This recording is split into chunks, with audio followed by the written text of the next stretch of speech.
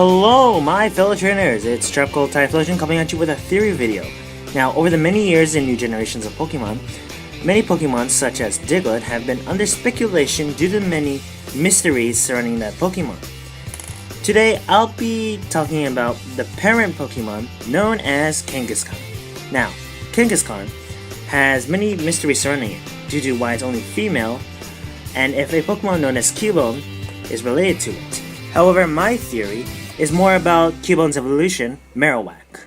Now, many Pokemon theories say that when a Kangaskhan dies when trying to protect its young, the baby Kangaskhan takes its mother's skull, or another Pokemon skull that it thinks is its mother, and puts it on, then becomes the Pokemon we know today as Cubone. However, my theory is if a male Marowak is actually a male Kangaskhan.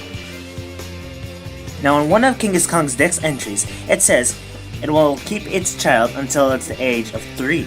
However, some Pokemon fans think when baby Kangaskhan reaches the age of 3, it just turns into a regular Kangaskhan or a small younger version of one. However, my theory is when a male Kangaskhan reaches the age of 3, it leaves its mother separated by other Kangaskhan and forced to leave the group, traumatizing the baby. So the female Kangaskhan are continued to be raised by its mother, which is messed up. Okay, so anyway, when a baby Kangaskhan leaves the group, it doesn't go straight from being baby Kangaskhan to Cubone. No, I think it skips all that and goes straight to being a Marowak later in life. This process starts when a baby Kangaskhan leaves and goes to a special Marowak graveyard. Then in one of its dex entries and takes one of the bones there, but not the skulls, and sets off on a journey of its very own. So right now you're probably thinking, Tropical, what about the skull that wears on its head?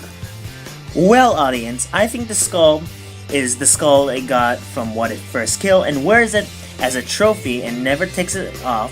So the baby Kangaskhan slowly grows into the skull, then becomes fused with it, then it becomes a Marowak. However, for Marowak's pre-evolution Cubone, like I said earlier, when an adult Kangaskhan dies while trying to protect its young, the orphan Kangaskhan takes its mother's skull and becomes the Pokemon we know today as Cubone. Also, according to this theory, it's also possible for a female baby Kangaskhan to become orphaned and turn into Cubone and later Marowak. And the reason why Kangaskhan do this is because if a Pokemon of the same egg group breeds with a male Kangaskhan, the Pokemon that comes out in result won't be a Kangaskhan. But if a Pokemon of the same egg group breeds with a female Kangaskhan, the Pokemon in result will be a Kangaskhan.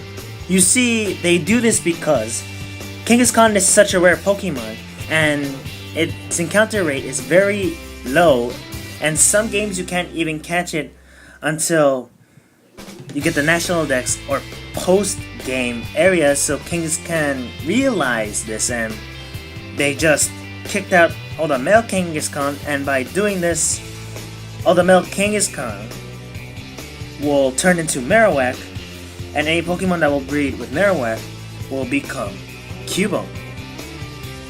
And that concludes my theory about Marowak and Kangaskhan. If you have a theory of your very own, share it with me down below in the comment section. And if you liked the video, leave a like. If you haven't already, please subscribe and share this video with a friend. And I'll see you later, my fellow trainers.